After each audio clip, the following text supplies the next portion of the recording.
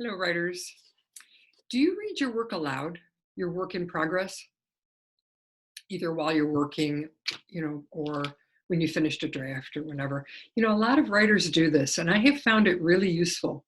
I can't imagine not reading my work aloud. It's half the work is the writing and then the reading it and hearing it, because when you write something and you read it again, you fill in things that aren't there, like missing words, or you don't hear it in the same way that you hear when you read somebody else's writing. You hear it, you hear their writing, but when you're reading your own, we tend not to. It's really interesting. It's a different part of the brain. And so a lot of writers do this. And I brainstormed a list this morning, so I'm probably going to be referring to it so that I don't just ramble on. But I brainstormed a list of things that I catch in my own writing when I read it aloud.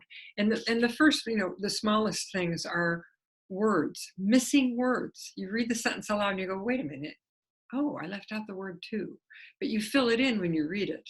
So, missing words, repeated words. That's one for me. I do that quite a bit actually, where had used the same word. I don't mean like a or the or, something more consequential in two consecutive sentences. I'm like, oh, no, no, no, no. We need to find a different way to say that. But I didn't notice it when I read it. It's really interesting. So, missing words, repeated words, clumsy sentences. It looked okay, but then it's not, or it's not clear, lack of clarity in a sentence. And again, it made sense to you. It made sense to me when I was writing it. And I'm like, wait a minute. Is the reader going to be able to follow me here? Or sentences that they just run away. They take on a life of their own and kind of just you lose a handle on the sentence, which again, when you're reading it seems okay, but when you hear it, you realize that it's not okay. And same with, if I said this already, I'm sorry, monotony. That your sentence openers are all the same. I read a lot of manuscripts as a developmental editor, and often in first drafts, especially, there will be this week I call it the he quality, or six sentences begin with the word he, and or she, um, or some other word, but begin with the same word. It, this. And when you don't see it, I see it in other people's work, but in your own work, you may not see it, but you will hear it and know that you need to change your sentence openers and change some of your sentence structure. So it's not just all da da da da da da da da da da. That monotony, you will hear the monotony if you read your work out loud. What else? Um, yeah, clumsy dialogue. Same thing, you're reading, or maybe too much dialogue. When you read it, you're like, oh my goodness, this conversation has been going on forever. Can I do any summary dialogue? Just kind of summarize what happened and just put in direct dialogue the words that are actually really important that I want to stand out. And do I say she said too much? Again, you will hear it if you read it aloud. Okay, bumpy train. Oh, okay. Here's two more things. Shifts in tone. You will hear better.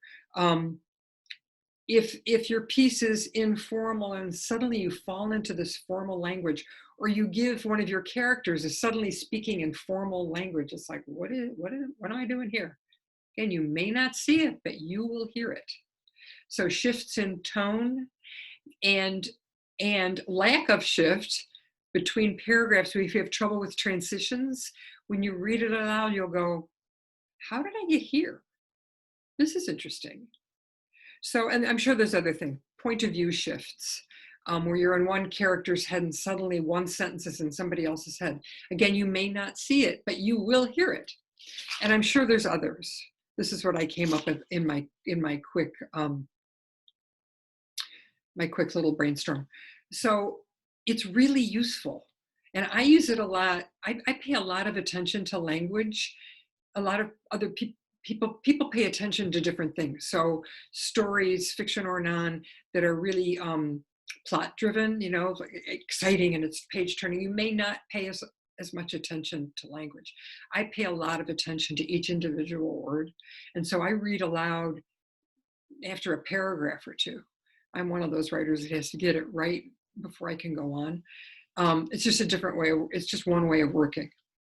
So I pay a lot of attention to word choice and the sound of it and the rhythm of it. Again, so it's not da da da da da da, but the rhythm is reflecting your meaning. So there's a lot of things that you can be listening for, or just reading, and you'll notice these things. And if that feels funny to you or it doesn't work for you, you might have somebody read it to you. Then you will hear where they stumble. It's really interesting to see where the stumble spots are. So it's just a tip. I'm not the only writer who does this. Lots of writers do it. You may already do it. And if you do, if you could comment below and tell us your experience with it, if you think it's useful, um, or if you want to try it for the first time and see what you discover and share with us, that would be awesome.